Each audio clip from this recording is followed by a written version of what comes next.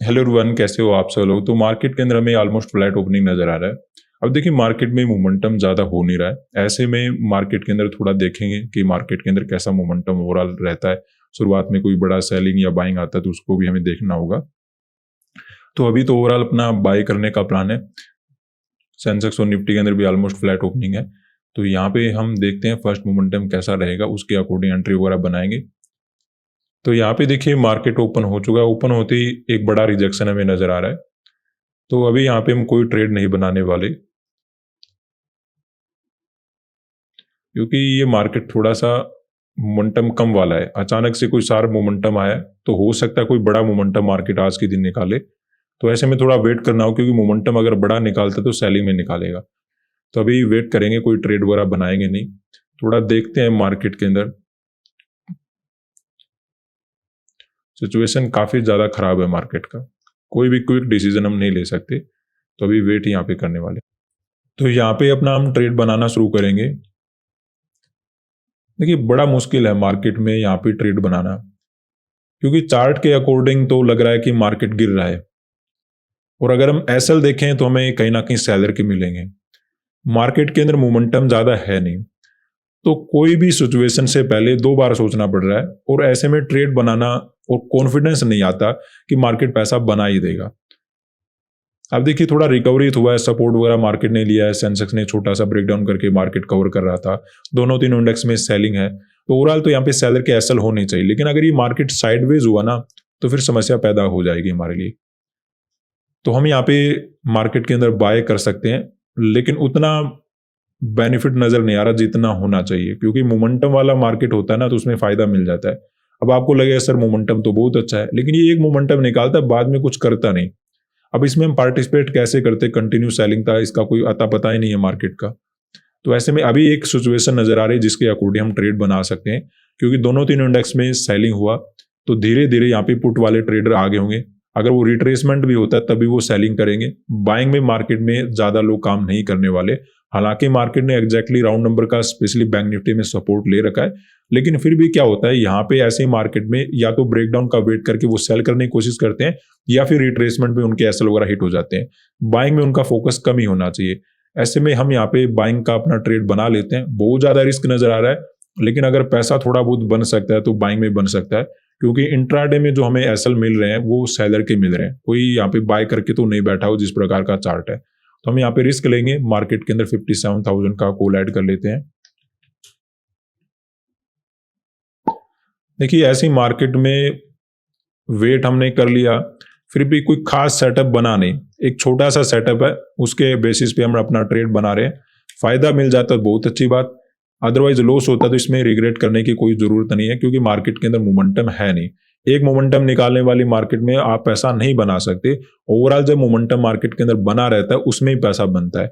एक मोमेंटम आया फिर मार्केट रुक गया, कोई खास डायरेक्शन नहीं लेता है, तो उसमें पैसा नहीं बनेगा। चाहे हम कितना भी मार्केट के अंदर वेट कर लें, कितना भी अच्छा एंट्री करने की कोशिश कर लें। यहाँ पे सेंसेक्स में 900 का क्वांटिटी ऐड कर लेते हैं, और निफ्टी में ऐड करेंगे 1430 क्वांटिटी।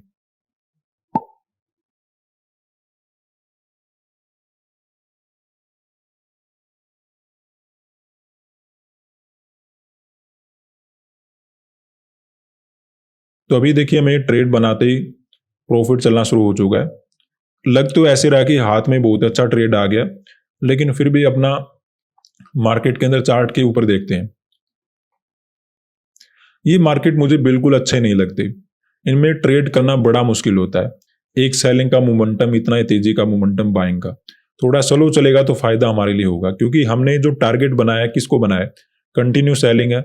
कंटिन्यू सेलिंग में धीरे धीरे यहाँ पे पुट वाले ट्रेडर आगे होंगे। अगर ये फास्ट भागा तो सेलर भाग जाएंगे जल्दी से। तो हम चाहते हैं थोड़ा सा स्लो चले ताकि वो मार्केट के अंदर बैठे रहे। लेकिन कोई बात नहीं, मार्केट कवर कर रहा है तो हमारे लिए तो अच्छी बात है। ऐसा ही हमने सेंसेक्स वगैरह के अंदर देखा, ऐसे ही निफ्टी वगैरह के अंदर देखा कि मार्केट ने क्या किया, फ्लैट वगैरह ओपन हुआ और कंटिन्यू नीचे जाने की कोशिश करा। ऐसे में यहाँ पे धीरे धीरे सैलरी आगे होंगे।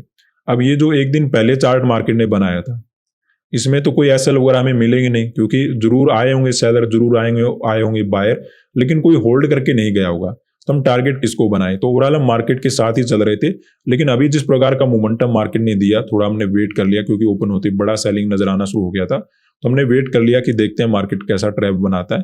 तो यहाँ पे जिस प्रकार का सेलिंग है, यहाँ पे सैलरी मार्केट के अंदर आ गए होंगे, पुट वाले ट्रेडर यहाँ पे आ गए होंगे, और अगर वो आए तो उनको ही अपना हम टारगेट बनाएंगे। लेकिन समस्या थोड़ी सी ये होगी कि बैंक निफ्टी को हम देखकर ट्रेड बनाया था हमने, लेकिन इसमें मोमेंटम थोड़ा सा फास्ट हो रहा है। हम नहीं चाहते कि फास्ट मोमेंटम करे, मार्केट थोड़ा स्लो जाता तो हमें मार्केट के अंदर प्रॉफिट मिलने के चांसेस बढ़ जाते।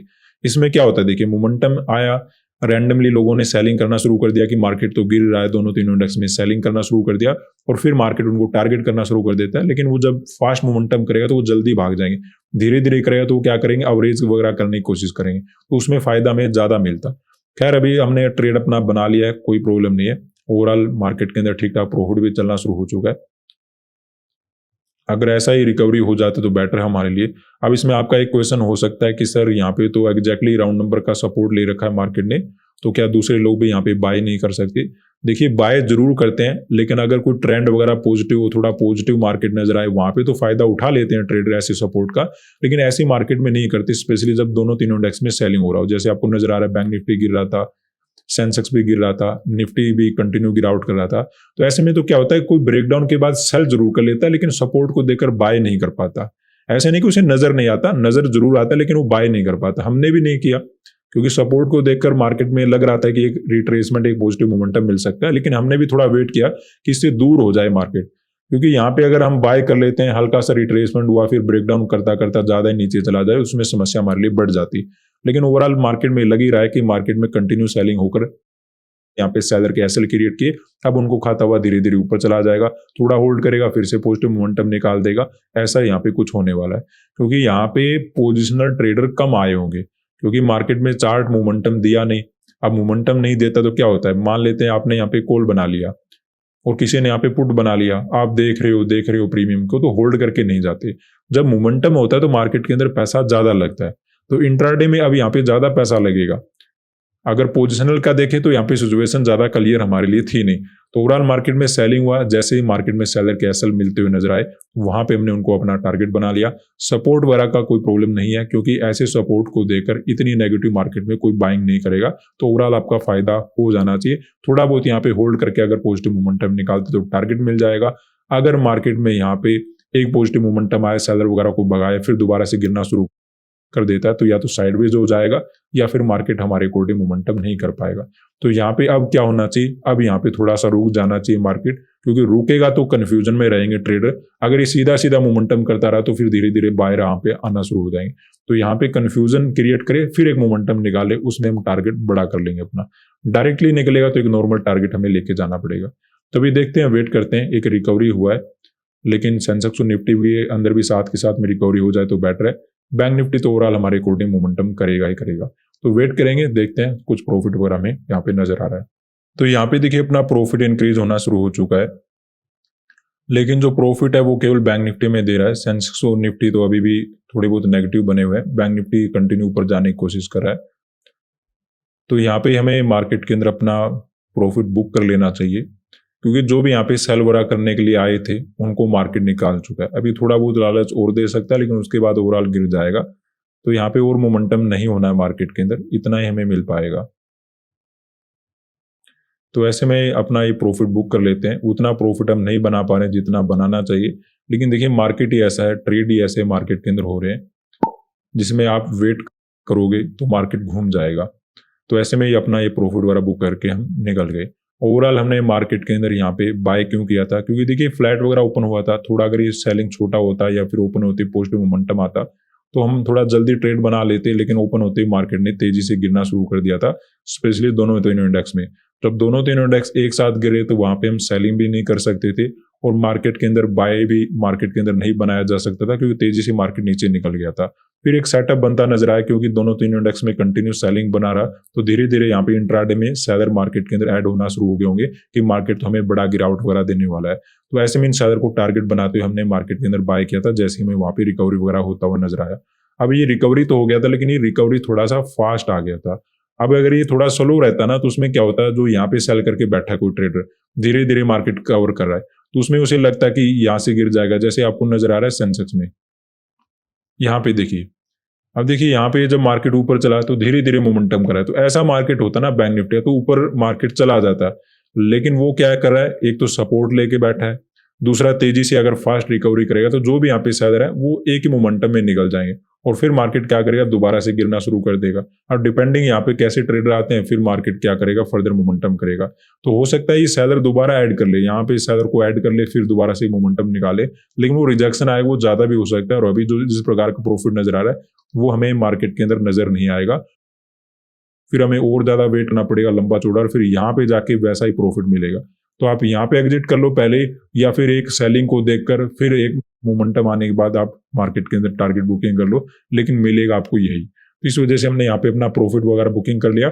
थोड़ा अगर स्लो चलता तो मार्केट के अंदर हो सकता था हम थोड़ा बैठे रहते, लेकिन केवल बैंक निफ्टी मोमेंटम हो रहा है, सेंसेक्स और निफ्टी के अंदर कोई खास मोमेंटम है नहीं हमारे अकॉर्डिंग, तो ऐसे में ट्रेड वगैरह बुक करके जाना ही ठीक लग रहा था। आज के लिए इतना ही, धन्यवाद।